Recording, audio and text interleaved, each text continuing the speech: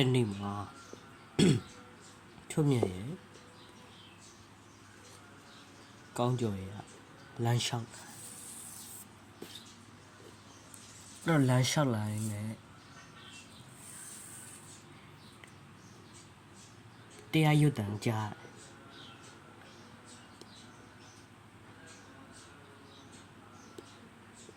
ဒီလိုကောင်းကျော်နှဝင်ချူလိုက်တာဟုတ်တယ်နော်ဒီလုံးလုံးကြီးကဘယ်ကနေဘလို့လဲမသိပေါ်လာစီတာရောစီတာကြီးလက်ထဲမှာဒဲအိုးကြီးတစ်လုံးနဲ့ပေါ့အဲ့နဲ့မင်းဘာလာလောက်တာလဲဒါမေးနှစ်ယောက်စလုံးက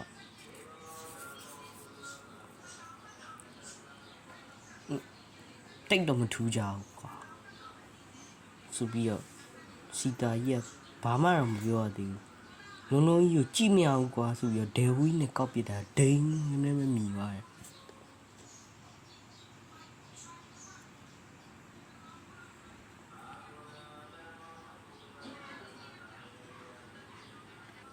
အဲ့ဒီတော့စီတာဝမ်းသာတယ်ဆိုပြီးတော့ပြောပြီးတော့ကလီပေါ့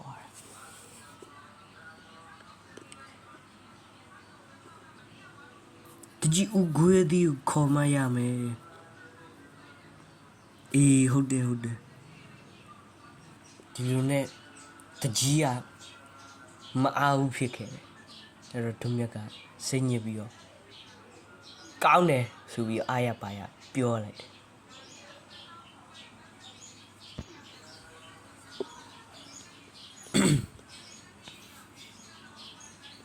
အလုံးလုံးကြီးကမထနိုင်ဘူးဖြစ်တယ်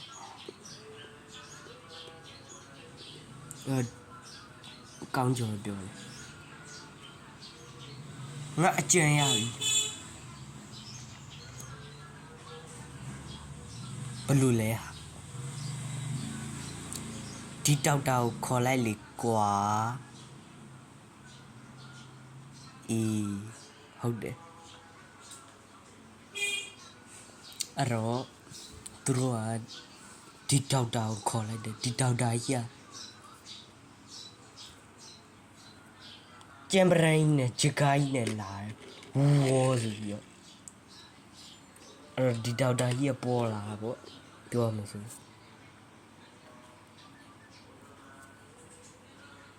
စိတ်ပြတ်တယ်အဲ့တော့ဒီတောက်တာကားပေါ်ကဆင်းလာအထုံးမြက်ကဒီတောက်တာကိုကလိတယ်ဒေါက်တာဆေးရုံကမဟုတ်ဘဲနဲ့ဘယ်နဲ့ဟိုဂျကိုင်းစီလာတာတော့ဆေးရုံကဘိန်းပေါက်နေလို့အော်ဒီလိုအဲ့တော့ဒီတောက်တာ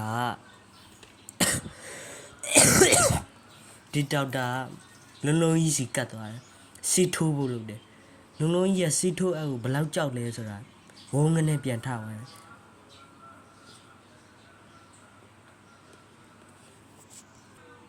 ဒီကောင်တကယ်အစွမ်းရှိရပဲ